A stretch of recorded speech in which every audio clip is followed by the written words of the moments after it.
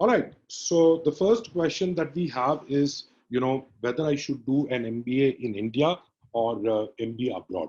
Okay. So the way I actually look at this problem is a little different, because I think the question of whether you should do it in India or abroad stems from something else, right? So the way I would look at it is, let's look at the parameters that we need to consider when we look for an MBA program, right? So let me just share my screen on my iPad so that I can draw something out for you guys. So, all right. So if you look at India versus abroad, I think one of the key things, or one of the factors that we need to consider, um, let's see, okay. First factor that I want to consider is, your comfort zone, right? See, let's be honest. Sometimes, um, you would like to be challenged. You would like to go outside your comfort zone, right? Maybe you are at that stage in your life when you want to perhaps explore new things. Just imagine if you're a vegetarian and if you were to go and live abroad in a place like Europe, right? So you are actually going to put yourself through a lot of discomfort, right? So I'm saying that these are all things that you will perhaps not take into consideration, but you will remember me when you spend your first winter in, let's say, Canada, correct? When it's cold outside, it's rained a few inches of rain and it snowed, and it's dark, it's gloomy, right? You really wish for your mother's comfort food, correct? See, this is human nature. Yeah, how much can you put in an Excel and try to argue, right? Let's look at the other part, which is in India, that comfort factor will be very high, right? Abroad, the comfort factor is very low. But I'm also going to be giving you a trade-off, okay? There is always a yin and yang, right? Two things. So what is the other thing, which is, your, what I would call as international, um, you know, cultural exposure, correct? So if you're looking at international culture, then very clearly Indian schools are not going to be giving you that, right? And let's really make no bones about it, right? You may go for one semester. They have like a few months. You could go to a US school. There is a way by which you have to bid for which school you want to go. If you go to ISB, for example, right? Even IIMs have some kind of a exchange program for a month or two. But really, it is nothing comparable to staying on campus, right? For the whole of 2 years, making that, forging those bonds, those friendships. If you look at a program like INSEAD, let's take for an example, right? If I were to compare that to ISB, very clearly what's going to happen is you are going to be outside your comfort zone, but you're going to get, surrounded by people from almost 60 to 70 different nationalities, correct? That is the kind of exposure that none of the Indian B schools can give you. And let's be honest, ISB, what is the full form? Indian School of Business, correct? IIM, what is the full form? Indian Institute. The name itself has India, correct? So it is going to not be as global, correct? Um, and then there is also the one on, the pricing, right? So now what I'm going to do is I'm going to call it in terms of just the cost factor. What is the cost? Then I'm going to talk about what I would call as ROI, right? Now, the cost obviously in India is going to be low. By the way, I want you to understand, I'm not saying that it's cheap, right? It's not cheap. I mean, you look at it, right? In the outskirts of Hyderabad and Gachibowli, they have a campus, right? ISB charges what, close to 35 lakhs. And if you put an opportunity cost, sometimes it works out to well over half a crore, right? That's not easy money, right? But at the same time, you also understand that it is still a lot lower than if you were to study abroad. Now, the very fact that the tuition fees are more is one factor, but the other factor is that some of these programs are also 2-year programs, correct? So if you're going to go to US, you will not find a lot of 1-year programs. There are exceptions, right? You have a Kellogg offering a 1-year program. You have a Johnson offering, you have Emory, you have a bunch of 1-year programs, but to a large extent, it's a 2-year program. So your cost is going to be higher. Now, if you look at ROI, I would say, India is more if you're looking at a short-term ROI, okay? And if you are going to look at a long-term ROI, I would say going abroad may make sense. Now, what does it mean? Well, this is something that I've actually shown to my students and have shown earlier, is the whole hypothesis that you have is your career graph, right? Without an MBA, okay? And with an MBA is going to be, very different, right? So what happens is that, if you calculate the delta at this point, right, it may not make sense to you. What we need to do is we need to look at the delta at this point in your life, correct? What will you gain from those experiences? Today, what you're saying is 1 crore, right? Think about it, 30 years later, would you look back and regret, right? 1 crore can become like 1 lakh for you maybe, right? So you don't want to look back and regret that, look, in my formative years, then I could have actually made an impression by investing in myself. Because really, what is the biggest investment that return on investment are you going to get? The biggest return on investment you're going to get is by investing in yourself, correct? I agree, you have your financial investments, but think about it, from the time you graduated from college till today, if you were to look at the number of years that you have spent, think about anything that you could have invested back then, right?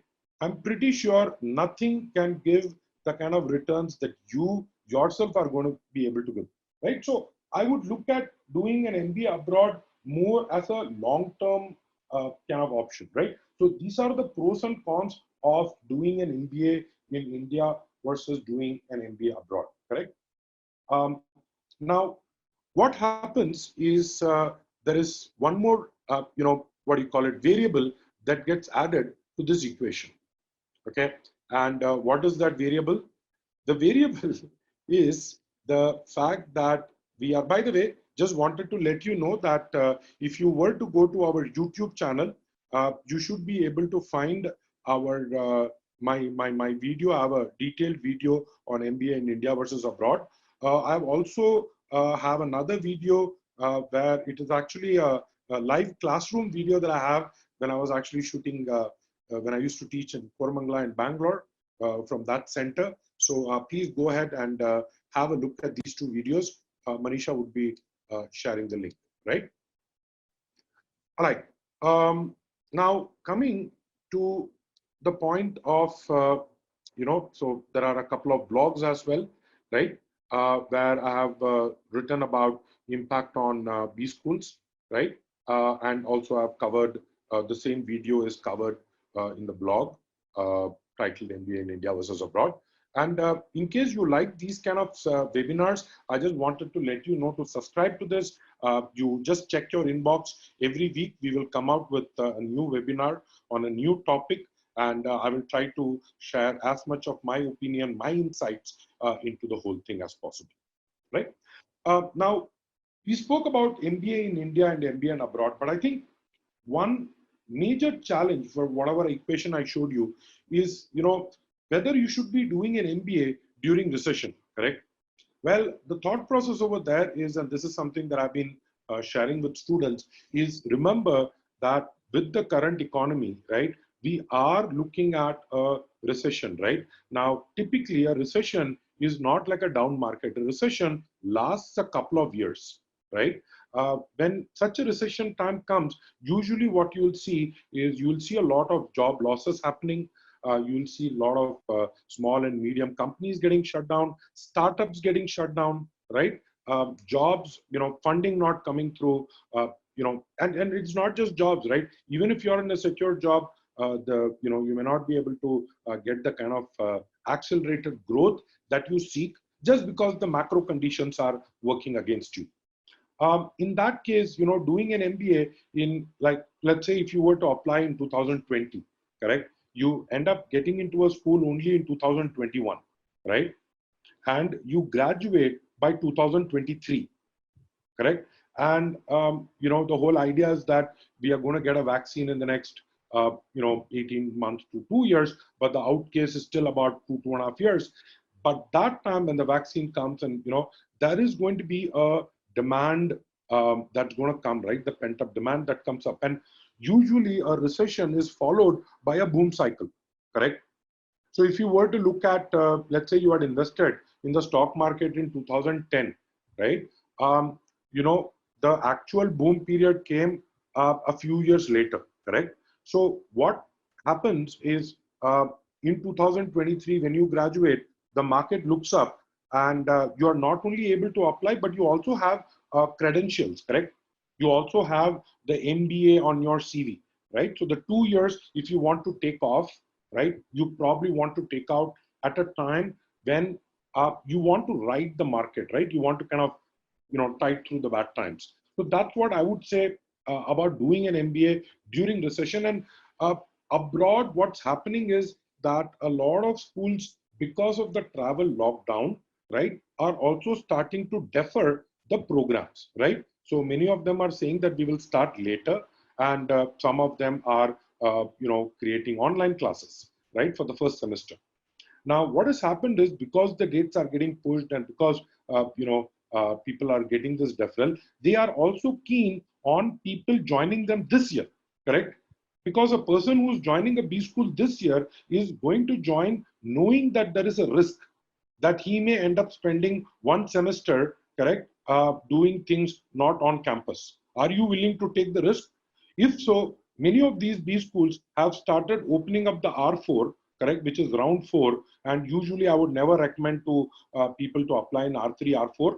But if you are, this year is an exceptional year, you can apply. In fact, they are also waiving off the GMAT requirement for them to actually fill up the seats. Now, one thing to note over here is it does not make the job easier. Okay, it is not that suddenly there will still be competition. You still need to compete with the waitlist, correct? So it is going to be tough, and not having the GMAT score means one less data point about you, correct? So that's another thing you need to consider. But the other problem that I see at a at a larger level is with the unemployment rate soaring, and you might have seen the kind of unemployment in the US. What happens is, we really don't know about the whole, scenario of H-1B visa, right? That's a little unclear. We have got people already sending in proposals saying that the number should be restricted and so on. But right now, Trump has not acted on it. But chances are, who knows, he gets re-elected next year. And, I know it sounds crazy, right? Because if you believe what media is telling you, right, you think that there is no way for him to be re-elected. But then that's what we perceived even 4 years ago, right? Like I wouldn't have imagined him getting elected. But then sitting out of India, that's only so much we know. Now, if that were to be true, and let's say the H1 clamps down, my suggestion is keep Indian MBA schools, if nothing else, as a backup, correct? If nothing else as a backup. So you could say that, look, let me eventually get an offer from an Indian school and a foreign school, and then let me see which one makes sense, correct? That's what my strategy would be. Here are 5 reasons to consider an MBA in India. The first, obviously, as I showed you, financially, it's going to be a lot easier on your pocket. You have nationalized banks giving you collateral-free loans, so you don't need to worry about getting loan from any banks. Most of it is paperless, right? So that's one. Second is the application cycle is different, which means you can actually start in March next year, correct? See, the thing with the US and European schools is if you are applying in, let's say, 2020 for the R1, you are looking at joining them in September 2021. So many of you may not want to wait so long, right? Because once you have realized that you want to do an MBA, sometimes you want to just get it done with faster. So if that is the case, an Indian MBA school would help. The third thing is, one of the big things that is going to happen is this whole change in supply chain that you might have heard of with China actually losing that control. Whether India becomes a beneficiary of it, I don't know. But for sure, it will be somewhere in Southeast Asia, correct? They are not going to shift manufacturing back to Europe, right? So it may move from, let's say, China to a Vietnam, correct? So that also makes Asia a slightly lucrative market for you to kind of focus more of a sunrise sector. Uh, Indian MBAs have a 1-year MBA option. So if you are looking at a quick, if you are very clear on what your goals are, you want just to wait out for about a year, then it gives you a 1-year option, which means that you graduate by 2022 March, correct? Which still gives you time. So hopefully the depression kind of goes off, and you kind of get into the market at a slightly better chance. But also your investment is only 1 year. Sometimes people don't like the rigor of 2 years. And some schools may give you the option to defer also. So I think we should keep our eyes open for the application season that may start somewhere in July. Because I see a lot of schools will be very creative about the application process. Because what I mentioned earlier also is there are two things that worry a B school admission committee. So I'll just share my screen again. Um, so before I get there, I just wanted to kind of check with you guys. Um, so what's really your fear when it comes to pursuing an MBA?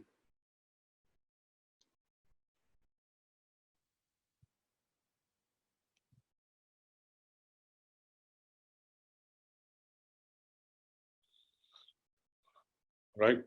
So yeah, so uncertainty, ROI, right? Job opportunities, will I get those? All right. So kind of all of them, if you think about it, are also interrelated, correct? So whatever you think is your most important thing, you can probably put that as, okay? So I'm going to be ending the poll. So let's see how you guys, what it is. So here is a funny thing, right? It's beautiful because it's a clear, three-way split, right? So 35%, 33%, 33%. So I think somewhere all of us share the same fears about doing an MBA. So I kind of fully understand that part. So what I wanted to tell you was with regards to, the way. So the last point, I'm just going to close the, so you saw the results, right? So I'm going to just close it. Yeah. So one of the things about looking at, Indian MBA and looking at a 1-year program is I also want you to consider in terms of your goals, right? So I think it's very important for you to start articulating your goals now, right? And if you have clarity on what your goals need to look like, right, it will become very easy for you to figure out what does it take for me to get that, right? So the whole problem about the reason why an MBA is needed, you need to have that clarity within yourself, right? If you have that clarity, trust me, you will be able to convince any B school admission committee, correct? But we need to have that clarity from within. Okay. Um, so coming back to this point, so what I would also like to give some examples. So I'll just give you an example of why having a dual strategy of applying to both Indian and US schools may make sense is I wanted to give you two examples. So the first one is Anu Krishnadas. So she was a CrackVerbal student, and so she got an admit from a foreign school, and she also got an admit from ISB, right? Now, the interesting thing is, so she was applying to the school along with her husband, right? So, if I think Manisha has put in the, yeah, so that is the YouTube video, right? The thing is, what we need to, also understand is there are also personal factors that come in. So her husband was also applying to B schools, right? So he also applied to schools abroad and in school in India. And I think I would like you to watch the rest of it in the video about how she finally decided on doing an MBA from ISB. Okay. I also want to give the example of Jevin. So Jevin, another very smart, bright student of ours, had two offers. he had an offer from an Indian school, and he also had offers from Macomb, Texas, and even he had even got a scholarship, right? But you know what happened is from a personal reason, right? You know, he wanted to continue staying in India, right? He had his family. See, you also need to consider that your emotions may also change, correct? So when Jevin started, he was actually very clear he wanted to go to the US, right? But along with that, because he applied to ISB, what happened is he had that option to say, you know what, I'm going to, you know, continue with ISB. So sometimes it's important for you to have the option rather than going with just what you have, right? So I'm going to now get to the point of the Indian B schools. What are the 10 schools that I think that you should be applying for? This is, you know, just two kinds of people. So type A, you typically have less than 2 years of experience. You are looking at an MBA program, maybe through CAT, okay, or maybe through any other test, or you may even look at an MIM kind of program, right? So I have some suggestion for you guys. I have a couple of schools that I'm going to recommend to you. I'm also going to be recommending schools for people who are looking at a lot of experience. Sometimes I have people with 10 years experience and more, correct? You're very clear. You're saying, Arun, I don't want to go abroad. I just want to be in India. Tell me a good school where I'll get a good ROI, correct? So I'm going to be suggesting a few schools to you also. And I'm going to suggest schools to anyone in between, right? So anyone in between, I'm going to suggest schools for you also. All right. So let's take the list of the 10 schools. So I'm going to be picking these 10. So we have the IIMs, right? So all of them note that offer a 2-year program through CAT, okay? That is through CAT. But the program that we are talking about is the 1-year program. So they offer a full year, 1-year program. You are a IIM Ahmedabad alumni, for example, right? Everything remains the same. Only thing is you did the 1-year program for experienced professionals as opposed to a 2-year PGP program where the average age in the class is going to be around 23 or 24. Okay. So let's look at these programs one by one. So I'm going to start with IIM-A. I think, you know, in India, when it comes to brand credentials, when it comes to history, I think IIM Ahmedabad has a particular charm to it, correct? You know, and this is what I know because, you know, ever since I was in college, right, I've heard of the whole idea of, you know, cracking CAT and getting into IIM-A. So they have this 1-year program, average GMAT score of 700.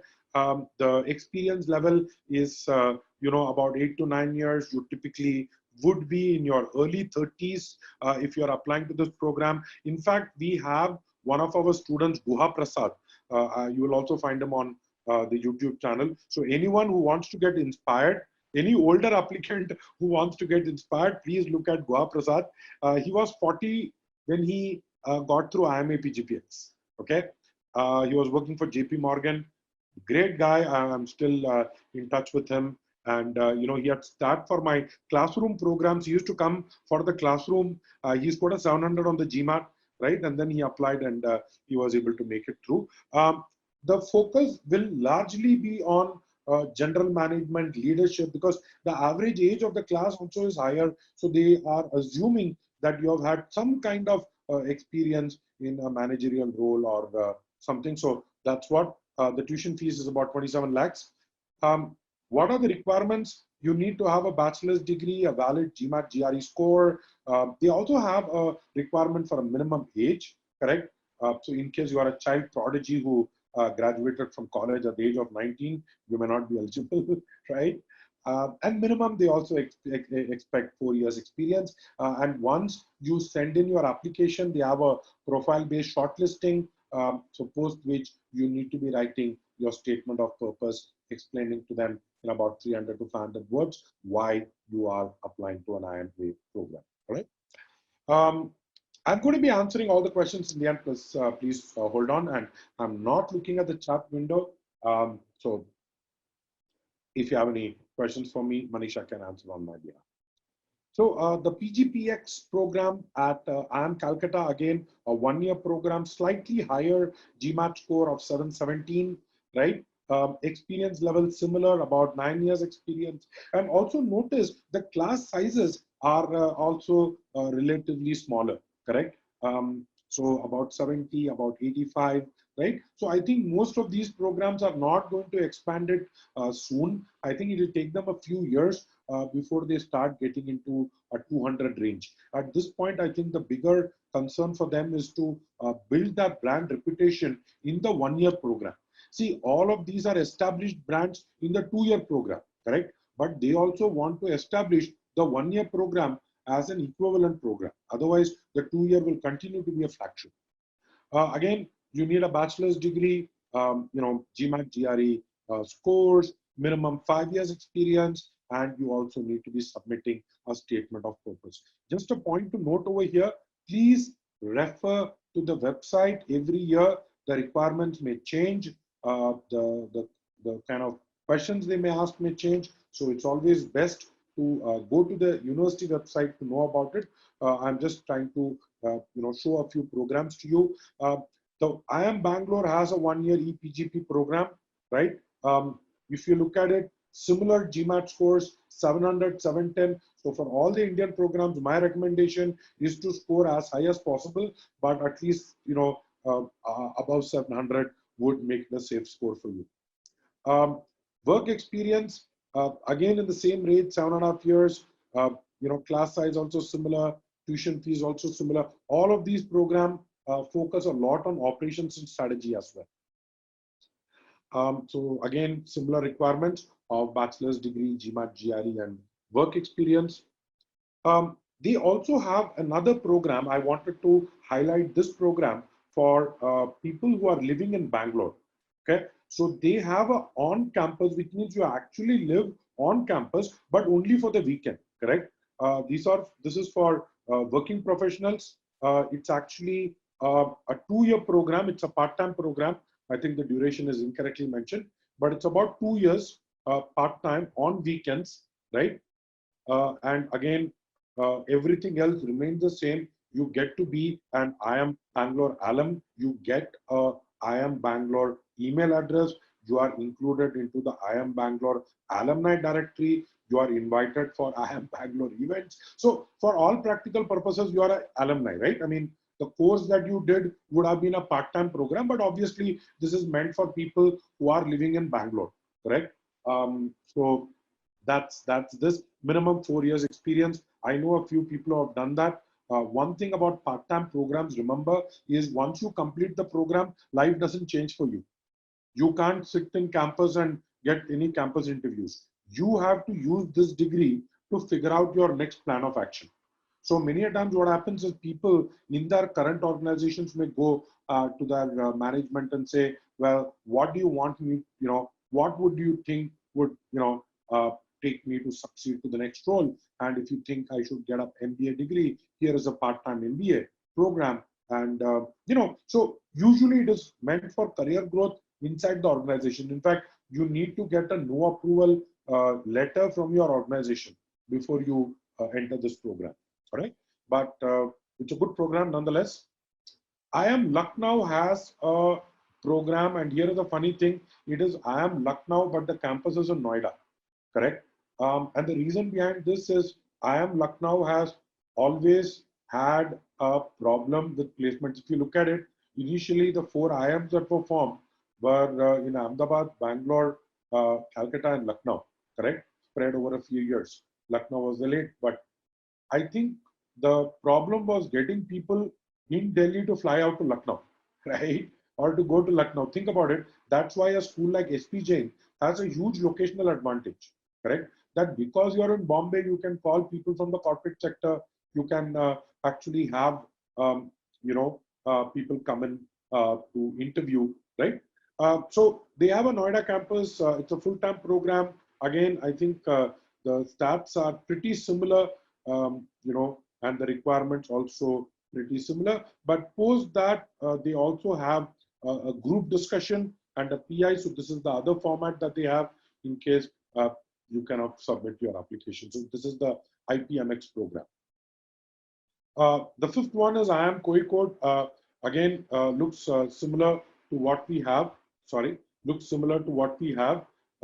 Average class size also similar, the cost also similar, maybe slightly younger, right, with about 4.5 years has the average experience, and the requirements also pretty strikingly similar. The only thing is the minimum work ex is 3 years, and they call it the BGP program, business leadership. So one thing that you realize is most of these guys, they will have something to do with PGPX, and because see, they are running a PGP program, correct? So in fact, the whole thing, if you think about it, executive MBA, right, is in the US always meant part-time MBA, correct? But what happened in India when they started randomly naming it, saying it is PGP for executives, right? MBA for executives. So when that started kind of, that word started coming out, and they, mixed it with executive education, and somewhere 1 year program started being called executive MBAs in India. But actually, if you think about it, executive MBA is a part-time MBA. If you're doing a full-time MBA, it's a 1 year full-time MBA or a 2 year full-time MBA. So SP Jain again is one of the schools that has joined the bandwagon, and they have a, kind of a blended hybrid model also, where you actually end up being in 3 different cities. So you can actually, have, so they have campuses in Singapore, and they have a campus in Dubai, right? And they have a campus, I think, in Australia also, right? So these are programs where I would say, again, if you see the GMAT score, is about 680, slightly higher, it's about 120 class size, but the average experience is still about 7 years, right? And the tuition fee seems to be a lot lower, but my suggestion is for you to do your research. See, the whole idea is that we are helping you. We have already, I think, scheduled a webinar with folks from SPJ, and if not, we will do that. If you have any queries, write to us. We work very closely with the folks at SPJ for this particular program. So in case you want any help, we can put you to the right people there, right? So, so this is again the procedure there. XLRI has a 1 year program. It's called GMP. Again, I'm giving you programs where the intake is through GMAT. Okay. So, they have it full time on campus. It's again 20 lakhs, about 100 students, 7 years experience, and again, slightly more senior, right? Unlike the PGDIR course, which is the postgraduate diploma in industrial relationship. If you think about it, XLRI, because of the Xavier's, being in Jamshedpur, being in Tata, right? So Tata actually, funded in terms of industrial relationship. How does management and workers, work together? But this XLRI GMP has nothing to do with that, because this is a new age program, correct? Where they are not expecting you to be, working in factories, right? So have a look at this course. I've got a bunch of students who have graduated from all the programs that I'm talking about so far, right? We have sent students to, all these programs. If there is any program that you specifically want to know, let me know. All right. So yeah, here comes ISB, right? This is one school that a lot of you are probably looking at. They've really got a pretty meteoric growth, if you ask me, in the last few years. I think they have kind of been head and shoulders over many of the other contemporaries that started along with that. 1 year program, 710 GMAT, 4 years experience. Look at this class size, okay? 895, right? They have 2 campuses. They have one in Mohali near Chandigarh, and they have another one in Hyderabad. So yeah, it's a large class. Advantage, disadvantage. Disadvantage is sometimes people say, well, the personalization touch goes off, right? Because you may actually be in the same campus and not know that another person existed, correct? But on the flip side, you also think about the alumni base, right? See, today, ISB has already crossed 10,000 alums in India, 10,000, correct? So I think that's the kind of leverage that you get when you have a very strong, large alumni network, correct? And I think many of these alums have also done very well. So I have a lot of my students, I have a lot of my faculty actually who are graduated from ISB, and what they tell me is, look, at some point you forget what you learn in an MBA, correct? What you know is not as much as who you know, correct?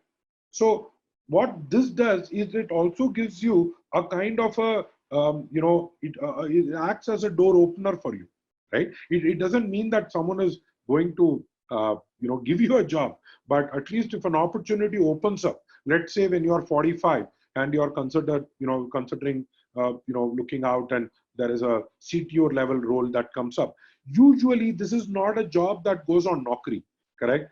This happens through headhunters, correct? And what headhunters do is they know people in your industry, correct? And they are going to say, hey, tell me who's the best guy to solve this problem, right? I want someone who's going to be an expert in, solving a particular problem. So at that point, what happens is having a strong network definitely is going to help you. Also, ouch, ouch, ouch, look at the tuition fees, right? Crossing the 40 lakh mark. So that's what I said. Maybe compared to US, where it runs into sometimes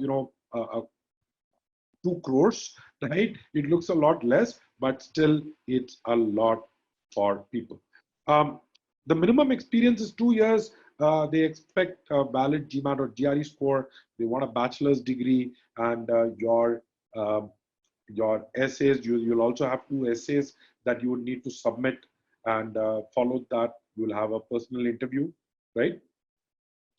I also want to kind of call out for people who are still students or who have less than 2 years experience, correct? So those who have less than 2 years experience, you have the YLP program. So the YLP is nothing but this will be deferred admission for you. So they also have an early entry option, YLP. Basically, you have a great GMAT score, less than 2 years experience. Don't worry, ISB will figure out a way to take you in, right? So for them, more than the idea that what are we going to work, they also recognize potential, right? So they are going to take you on potential. If you think that you have been exceptional in college, that you have done a lot of things, that you're a rock star, right? Please go ahead and apply. But if you feel that there is nothing much and you still need to build your experience, then you want to get some more experience before you apply to ISB, right? I'm going to also pick 2 other schools that a lot of people might not be aware of. So IMT Ghaziabad also has a program that you can get in through the GMAT, right? So they call it the Postgraduate Management Program Executive. See, this is where the nomenclature issue usually happens, right? But that's the program they have. The average GMAT score is at 650, 7 years experience. You have a smaller class size and also a more reasonable tuition fee. Again, most of them will have the usual thing. Apart from your GMAT score, you would need to be writing in your essays, and you also will have a personal interview. The last school I wanted to talk about was Masters Union. So this is a completely new school that is coming up in Delhi, and they also have, I think the campus is in Gurgaon or Noida. It's in the NCR region, and they have a full-time program, the duration of which is about 16 months. Since it's a fresh program, they do not have any average GMAT GRE course. But one thing that I wanted to tell you about this program is they have got serious backing, right? So what they believe is that you don't learn by going to a B school and learning from professors necessarily, but you also learn from CEOs. So they got CEOs from organizations like BCG coming in and running the show, right?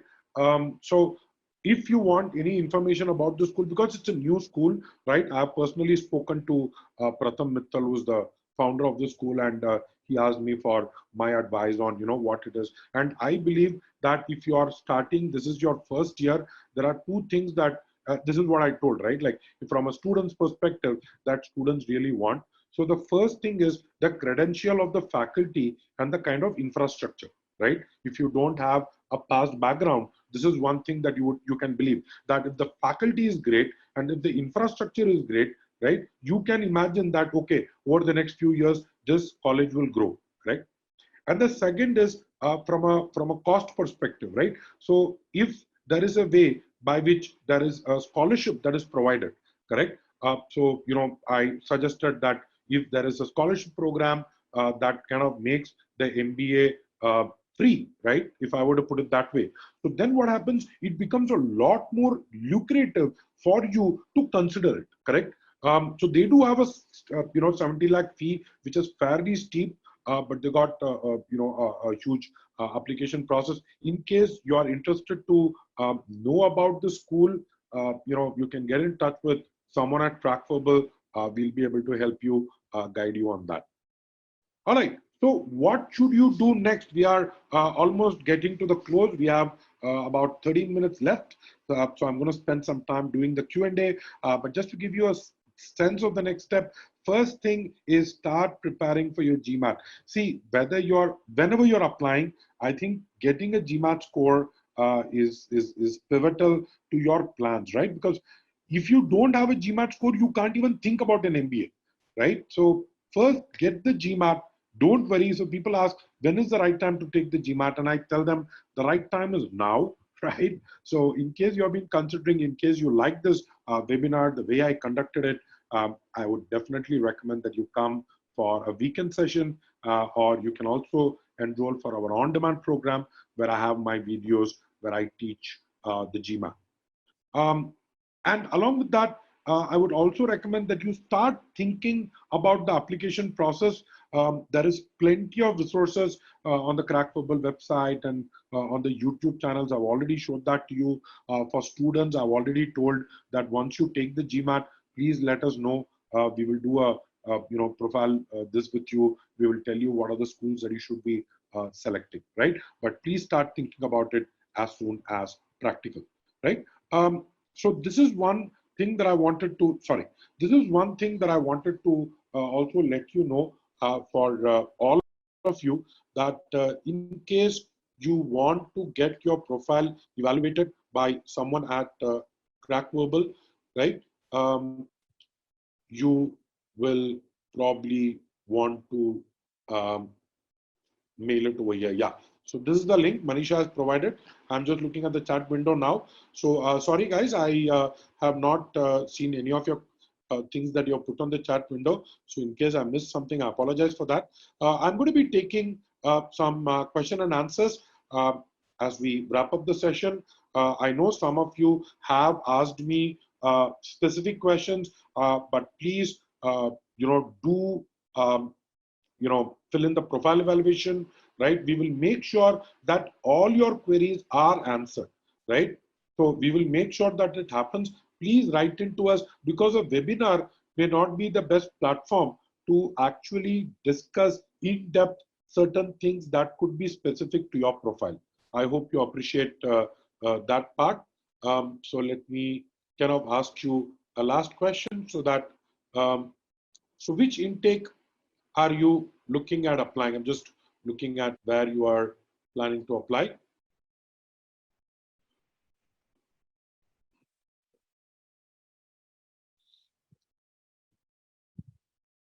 Okay.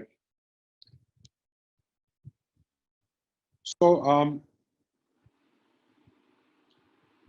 so I see most of you are looking at 2021. Just go ahead and I'm just going to be picking up the Q&A now. All right. So the first question that I have in Q&A is, does any of the criteria change for non-Indians? My take would be, please check. I know for a fact that for people who are outside of India, if you are not resident of India, if you have a different passport holder, most Indian schools will take you at a relatively lower GMAT score. For example, I know for a fact that many of the foreign applicants who had applied through CrackVerbal, we had people from the Middle East, we had someone from Sri Lanka applying, we had someone from other countries applying, and they were able to get in with a relatively lower GMAT score, right?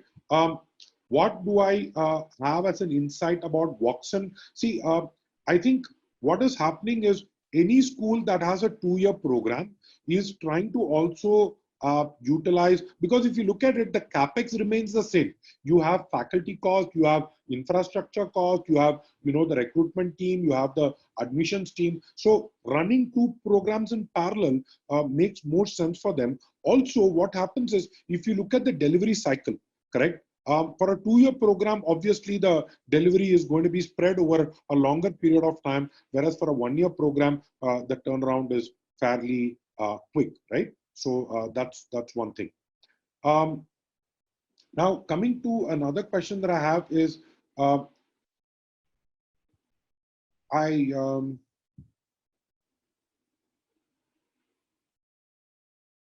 So one of the questions that I have is, like, is there a ranking, right? Can I give a ranking to the schools and say, okay, number 1 is ISB, number 2 is, see, my whole take is, don't fall for all these rankings. It's a sham, right? Because some guy is picking some random,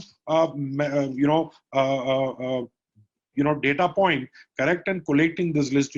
When I used to work, I had a boss who once told me that, Arun, if you torture data hard enough, it will confess to anything, right? So, I mean, yeah, it depends on how you look at it. It's according to me, it's a very subjective thing, right? So I would not really, zoom into that. The other question that I have is, people in 2020 may have a disadvantage that they may start off at a lower salary range. So would that be a problem? How would companies look at it? See, I think, forget the economy. Eventually, what companies pay for is they pay for your competence, correct? See, another thing that I usually tell is, all this work experience and all that doesn't matter. It's your competence, your ability to deliver, right? What are you able to deliver? How are you able to bring results? That's what matters. And if you're able to, show the results to the company, there is no reason why the company should not pay what you're really worth, correct? So please keep that in mind. Do you think GRE will have a negative? Okay, so someone is saying, should I be taking GRE over GMAT? Here is my take. Take either of the tests, score well. I would rather have a 330 on the GRE than apply with a 550 on the GMAT. But at the same time, if you're going to apply with a 310 on the GRE, correct, it still doesn't matter. So score well. That's what I would say. So is there a chance that R1 deadline will be pushed ahead? Here is what is going to happen. ISB will continue having early admissions. It will see, ISB is scared crap. I want to pardon my French, but they are crapping right now, because for them it's important that they fill out the class starting 2021, right? So because the class graduating in 2021, right, I don't even know what is going to happen to it. They have not started college. It's already May, correct? They were supposed to start in April. So even the same thing for IIM Bangalore. In fact, IIM Bangalore, one of my students were telling me, they're all part of some WhatsApp group, right, before the college starts. And they actually, they are rebelling. The college is saying, we will do Zoom online class. Students are saying, no, even if it starts September, October, we are willing to wait. We have paid so much. It's a 1-year program. If you're going to do it online, then it's going to lose the charm, right? So I think that there is going to be a lot of shuffle happening, but they will not, they will continue with the September round. One other thing is, someone had written, Bharat Gupta had written that, so please, Bharat, go ahead and mail us. So maybe Manisha, you can help Bharat answer this question and tell him how we can reach out to him. I did mention about the specific advantages of MBA in India and abroad, right? Can anyone confirm that I said that? I did say that, I guess. Yeah. So I'm also looking at, please don't put your questions in the chat window.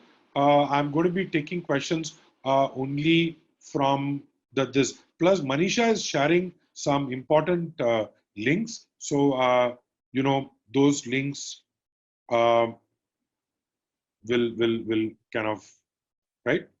So,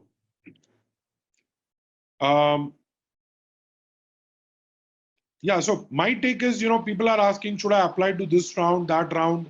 Correct? Doesn't really matter, man. I mean, see, the thing is, which school you want to apply to, what round, you have to take a call, right? So we will help you. So please reach out to us. We will help you with that clarity.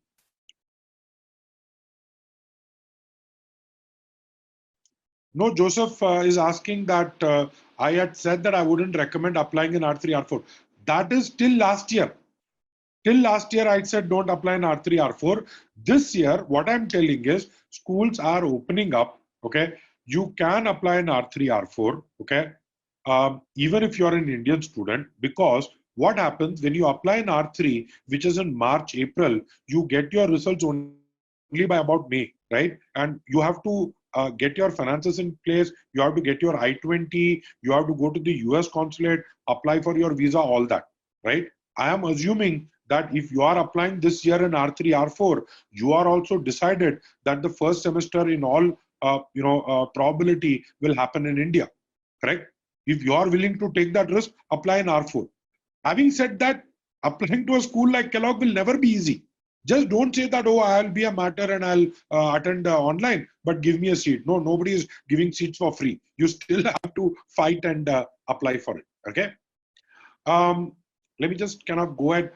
Just curious, how many of you have actually, when are you planning to take the GMAT? What are your suggestions for students? Actually, Harshit, what I meant was, it was meant for everyone, right? Including people with 2 and 5 years experience. I just gave 2 ends of the spectrum and I said everyone in other range also. Yeah, so I will be having a session on MBA and scholarships at a later point. Okay, here is a good question. Will there be an increase in competition this year? My answer is yes, there is going to be a huge increase in the competition, sure, right? Because what's going to happen is that most people who are looking at, like if the economy is bad, right? This is universal. I have seen this in 2008, 2009, correct? When the economy is bad, you will see that there is a ripple effect on other places. There is an impact on this thing. So I think that's definitely going to happen. Specific things, please reach out to us. Is it safe to apply to China-based colleges? See, my take about Chinese MBAs, by the way, CBIZ, right? I've met the people at CBIZ. Great people, you should talk to them, right? Explore the possibility. But please do remember that, I would clearly not advise you to apply and go there this year, correct? I mean, it looks kind of stupid for you to go to China of all the places this year. But, maybe you can consider that and, see how things pan out. Correct? That's what I would say. Okay. Some of you are asking me questions that I may, like, should I take it at home versus, should I apply? My suggestion, reach out to people. We have actually got out a blog on that. Manisha, can you just put in the blog over here, please, for the link evaluation? So, Manisha, if you can just put the profile evaluation, because I think that's what people seem to be wanting. Yeah. Just one second. Let me just, yeah, great. Yeah, I'm not going to be able to answer. I think right now I'm getting a lot of questions, but with the time, I won't be able to this. Suraj, upper limit is always given on the website. Some of these questions will be answered in the website. So please have a look at it. So I think that's all I had. Thanks so much for your time. I hope that I was able to answer your questions. I hope I was able to do justice to it, because we had quite a few questions coming in, including things like difference between GMAT and GRE. My recommendation, please go. These are also social media channels for you to be in touch with us. As I said, please connect with me on LinkedIn. There is a lot of content that we share on YouTube, on Insta, on most of the mediums. All right. Thank you so much for taking out time on a nice weekday evening, right? anything, please reach out. Can you give the profile evaluation link is over here. I think Manisha, you are put it to panelists. So it is, I'm copy pasting it over here. So all of you got the link. So yeah, please give the link. I'm sorry, I will give the poll link also. Yeah, so I think many of you are looking at it soon, but I think many of you are also wanting to wait and watch, right? I think almost half of you, more than half, 60% of you are probably thinking it might be a better idea for you to wait for things to open up in June. So that's pretty much. All right. Thank you very much. Thanks for joining me.